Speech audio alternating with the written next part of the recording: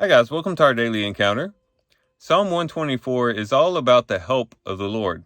And in verse 8 it says, "Our help is in the name of the Lord who made heaven and earth." So as we read this psalm, we can be encouraged that we have a God who is our help and a God who is on our side, which is what verse 1 mentions. It says, "Had it not been the Lord who is on our side, let Israel now say," and then it continues on, implying that the Lord was on their side. And so this psalm should impress on our hearts that we have a God who will help us, and we have a God who is on our side. And he will help us in the various circumstances and situations we find ourselves in this upcoming week. Israel had experienced a lot of different situations in which the Lord had helped them. He had helped them in the difficult times, as is seen in verses 2 and 3, where it says, "Had it not been the Lord who was on our side, when men rose up against us, then they would have swallowed us alive when their anger was kindled against us." When people were rising up against them, it created a very difficult situation for them, whatever situation this might be. And this was a very difficult hardship that they were faced with, but the Lord was with them and allowed them not to be swallowed up by the people that were rising up against them. And so we too might, in this upcoming week, come across some difficult situations. It might be similar to what they encountered, where it might be people who are rising up against us, maybe to mock us or to slander us or to malign us and things along those lines. And in those types of situations, we can take encouragement by the psalm to know that the Lord can help us not to be swallowed up by those who would rise up against us.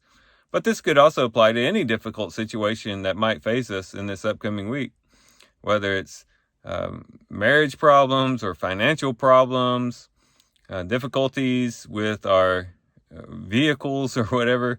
Any challenge or difficulty that faces us in this upcoming week, the Lord can help us in allowing us not to be swallowed up by it, and not to be swallowed up by the difficult situation that we face.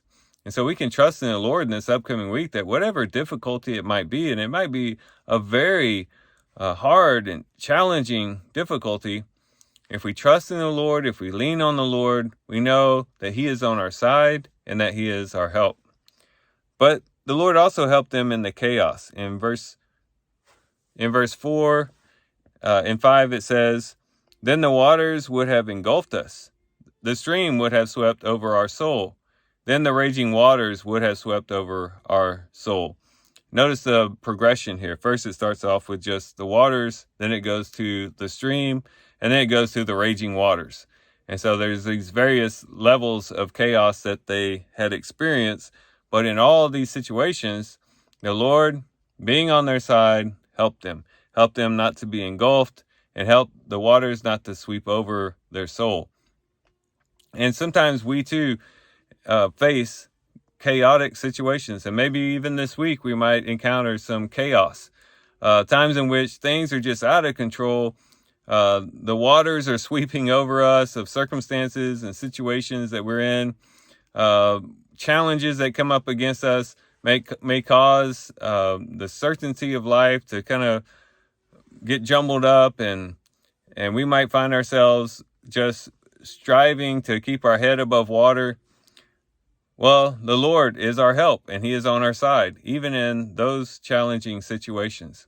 When we feel like all is chaos, when there doesn't seem to be any order to our lives, when things come up and we just don't know how to deal with them, we can lean on the Lord and know that He is on our side and He is our help. But also in times when we feel entrapped. Here, the psalmist talks about this in verses 6 and 7. He says, "Blessed be the Lord, who has not given us to be torn by their teeth. Our soul has escaped as a bird out of the snare of the trapper. The snare is broken, and we have escaped." So these people that were rising up against them, providing this difficult situation, also the waters, as it's described in these situations that produce this chaos, and then also the possibility of being entrapped by these people with no way out.